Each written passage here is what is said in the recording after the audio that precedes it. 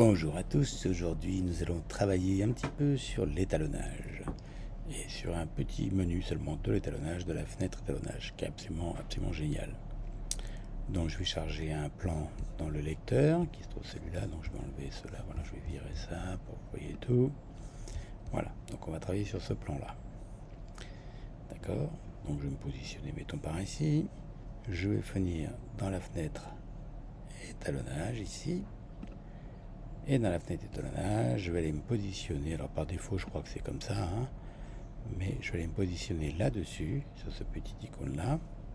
D'accord, je vais virer, ça bougez pas, réinitialiser, je vais le virer celui-là, voilà. Là je réinitialise, voilà. Donc on arrive là-dessus, donc je suis comme ici, par défaut, et je vais aller me mettre ici. Et ici, il y a, par défaut, c'est comme ça. Donc il y a des petits menus en dessous là. On va travailler sur la première roue qui est en fait la courbe des couleurs. D'accord, je vais aller avec ma souris me déplacer sur la couleur que je veux changer. Par exemple, je vais prendre le t-shirt du jeune homme là. Donc il y a une pipette qui arrive. Je clique sur la pipette et à ce moment-là apparaît dans la fenêtre de la courbe une entrée et une sortie entre la courbe de couleur qu'il a trouvée et un point au milieu. Et quand je bouge ce point au milieu en montant avec ma souris, en montant, regardez, je change la couleur que du t-shirt. D'accord?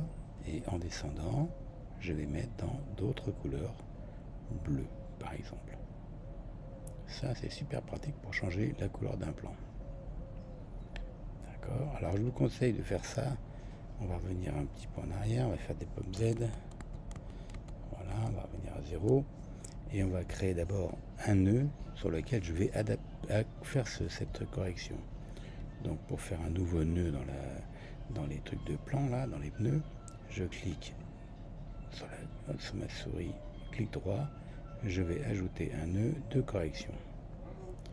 Cette nœud de correction, il va se mettre par défaut, je vais le mettre sur la petite barre, ça devient jaune, et quand je le lâche, je vais jouer, il s'est accroché comme ça, et je ne vais pas jouer sur ce nœud là. Par exemple, si ici je reprends l'étalonnage, que je mets plus de lumière, voilà, que je fais un étalonnage de base, hein, plus de contraste, mettons, voilà, je fais un réglage par défaut, voilà, imaginons que je veux ça, voilà, c'est ce que je veux comme image.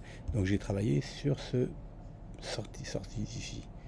Maintenant je vais aller me positionner sur celui-là, et sur celui-là je vais faire ce que je disais tout à l'heure. Donc dans ma fenêtre ici, les courbes, je vais aller, par défaut il est resté sur ce que j'ai demandé, hein, je vais aller chercher la courbe, et à ce moment-là il va le jouer que sur ce nœud là. D'accord, si je descends ça, ok, je le veux comme ça, et maintenant si je repars ici, on va étalonner que ce nœud là. D'accord, vous avez compris le principe. Je repars sur la courbe, donc on a fait la couleur du plan. Je voulais un t-shirt bleu plutôt qu'un t-shirt orange parce que comme ça change avec celui-là. Je prends le deuxième ici qui est en fait la saturation. Donc c'est pareil, je vais aller prendre la couleur d'ici. Alors lui il considère toujours que c'est la couleur d'origine, hein, c'est pas du bleu puisque l'origine il est vert. Et je vais augmenter la couleur, vous voyez ça devient un bleu plus vif, ou au contraire je peux le mettre en noir et blanc si je voulais rien du tout. Moi je vais monter la couleur, d'accord, et je vais faire pareil ici sur la luminance du plan de ce t-shirt, c'est-à-dire plus brillant, si je voulais plus brillant. Donc je clique toujours sur la petite pipette sur l'endroit où je veux, et vous voyez je vais monter, hop, les brillances du t-shirt, ou inversement les mettre plus noir. Bon, plus noir c'est pas très beau, hein, mais plus brillant c'est plus sympa.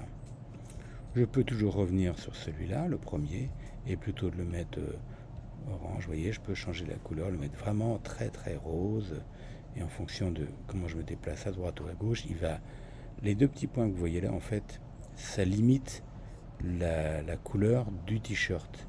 Il ne va pas les toucher aux autres trucs qu'il y a là.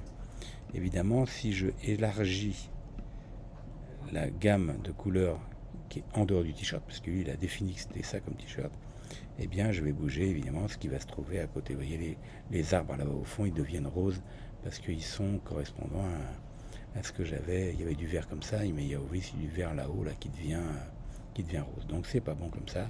Il faut rester sur la définition que lui a décidé de jouer sur la couleur. Vous voyez, si plus je descends, plus je garde les arbres dans leur couleur. Et voilà, et comme ça je peux être précisément, ne pas avoir d'interférence sur les autres couleurs de l'image. Je pourrais toujours faire un masque ici, ou un masque sur lui seulement, pour ne travailler que sur lui précisément. Donc voilà, je voulais faire voir ça aujourd'hui, un truc super pratique pour faire les changements de couleur. Évidemment, si je rajoute un autre nœud, donc je rajoute une correction de couleur, ajouter un correcteur, je le mets ici, je le connecte ici, et je vais aller travailler sur la fille par exemple.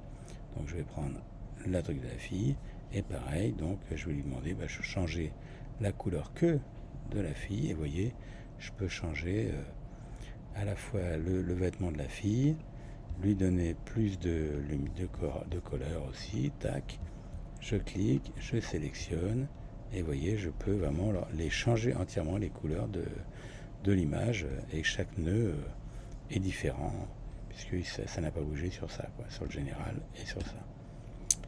Donc voilà ce que je voulais faire voir aujourd'hui. Eh bien, pour une prochaine fois, ça sera un peu plus compliqué, je pense. À plus tard.